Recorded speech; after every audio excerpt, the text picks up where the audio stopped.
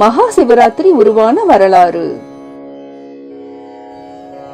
மகா சிவராத்திரியை ஆண்டுதோறும் மாசி மாதம் கிருஷ்ணபட்ச சதுர்த்தி திதியில் இரவில் கொண்டாடப்படுகிறது. மகா சிவராத்திரி அன்று விரதம் இருப்பதால் தெரியாமல் செய்த பாவங்களுடன் தெரிந்தே பாவங்கள் செய்திருந்தாலும் அவை நம்மை விட்டு நீங்கி போகும் என்பது ஐதீகம். அத்தகைய சிறப்பு வாய்ந்த மகா சிவராத்திரியின் வரலாற்றை நாம் இந்த தொகுப்பில் தெரிந்து கொள்ளலாம். பிரளய காலத்தின் போது பிரம்மனும் அவரால் படைக்கப்பட்ட அனைத்து ஜீவராசிகளும் அழிந்துவிட்டது. இதனால் அண்ட பிரம்மாண்ட உலகம் செயலற்று இருந்தன. இந்த நிலையில் கருணையே உருவான அம்பிகை மீண்டும் அண்ட பிரம்மாண்ட உலகம் மீண்டும் இயங்குவதற்கு உயிரினங்கள் மீண்டும் செயல்பாட்டில் ஈடுபட கடுமையான இடைவிடாத தவம் செய்தார். 4 ஜாமங்களிலும் இரவு முழுவதும் ஆகம விதிப்படி அர்ச்சனை செய்தாள். பூஜையின் முடிவில் அம்பிகைக்கு பரமேஸ்வரன் காட்சியளித்தார். ஈஸ்வரனை வணங்கி, அடியேன் தங்களை பூஜித்த இந்த இரவை தேவர்களும் மனிதர்களும் தங்கள் திருநாமத்தாலேயே, அதாவது சிவராத்திரி என்றே கொண்டாட வேண்டும் என்று வேண்டினாள். அந்த சிவராத்திரி அன்று சூரியன் மறைந்தது முதல் மறுநாள் காலை சூரியன் உதயமாகும் வரை தங்களை பூஜை செய்பவர்கள் யாராக இருந்தாலும் அவர்களுக்கு எல்லாவிதமான பாக்கியங்களையும் தந்து முடிவில் மோட்சத்தையும் அருள வேண்டும் என்று உமாதேவி வேண்டிக் கொண்டாள். சிவபெருமானும் அப்படியே ஆகட்டும் என்று கூறி அருள் புரிந்தார். ஒருமுறை வேடன் ஒருவன் வேட்டையாட காட்டுக்கு சென்றான். வெகு நேரம் அலைந்தும் திரிந்தும் ஒரு விலங்கு கூட அவனுக்கு சிக்கவில்லை. பொழுதும் நன்றாக இருட்டிவிட்டது. அப்போது அங்கே புலி ஒன்று வந்துவிட அதற்கு பயந்து அங்கிருந்த வில்வ மரத்தில் ஏறிக்கொண்டான்.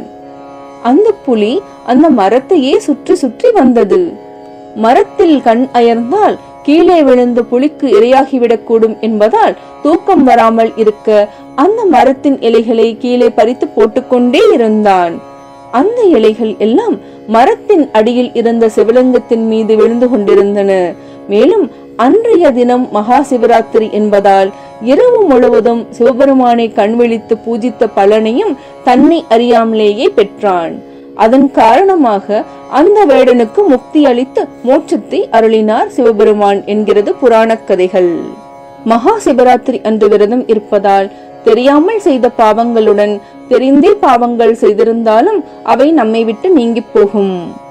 சிவராத்திரியை லிங்கோத்பவ காலம் என்றும் சொல்வார்கள். மகாநிசி காலம் என்று சாஸ்திரங்கள் சொல்லும் நள்ளிரவு நேரத்தில் சிவனை வழிபடுவது பல நன்மைகளை தரும். சிவராத்திரி 4 காலங்களிலும் 4 விதமான அபிஷேகங்கள் சிவனாருக்கு செய்யப்படும். முதல் கால பூஜையில் பஞ்சகவ்யம், 2ஆம் காலத்தில் பால் பஞ்சாமிர்தம், 3ஆம் காலத்தில் பழச்சாறுகள், 4ஆம் காலத்தில் சந்தன அபிஷேகம் செய்வது விசேஷம். சிவராத்திரி அன்று எல்லா சிவாலயங்களிலும் உள்ள சிவபெருமானை வழிபடுவது புண்ணியத்தை தரும். ஆனாலும் சிவராத்திரியின் மகிமையால் உண்டான சப்த விடங்க தலங்கள், 12 ஜோதிர் தலங்கள், பஞ்ச சபைகள், பஞ்சபூத தலங்கள், பஞ்ச ஆரண்ய தலங்களுக்கு சென்று வழிபடுவது விசேஷம். முடிந்த வரையில் வில்வ இலைகளால் சிவனாரை அர்ச்சனை செய்ய வேண்டும். வில்வ அர்ச்சனை அவருக்கு உகந்தது என்பதால் அதனையே பிரசாதமாக பெற்று சென்று வீட்டில் வைத்தால் சுபிட்சம் உண்டாகும். ஓம் நம சிவாய. ஓம் நம சிவாய. ஓம் நம சிவாய.